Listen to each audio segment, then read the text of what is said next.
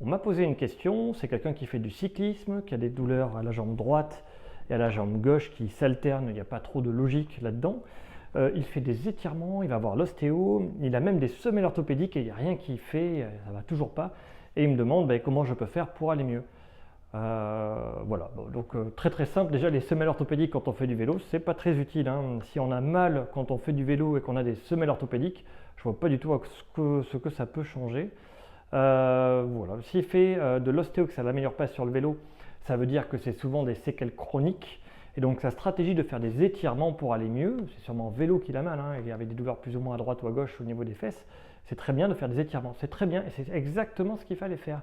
Mais dans ce cas-là, comment est-ce que ça se fait qu'il n'aille pas mieux alors qu'il a fait ce qu'il fallait?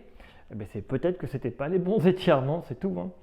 Là, c'est une vidéo FAQ. Donc, je reprends les vidéos FAQ parce que je manque de temps et c'est ce qu'il y a de plus rapide à faire. Donc, je vais faire référence à des exercices que j'ai déjà montrés.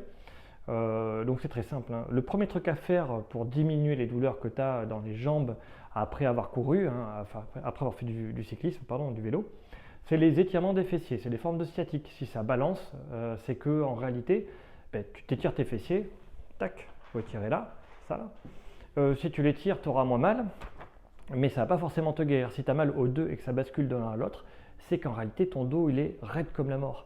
Et c'est ça ton problème.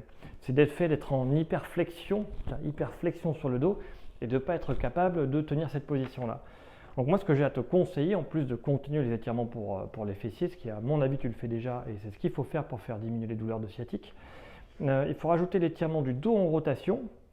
Je le montre sur plein de vidéos, c'est le premier truc à faire quand tu as mal au dos, tu fais ça. Et après, moi je tenterai l'exercice du cobra statique.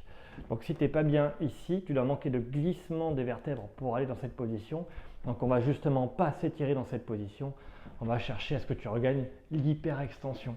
C'est ce que moi je ferais si j'étais à ta place. Si j'ai deux conseils à te donner, c'est 3. Là c'est un 4 ça.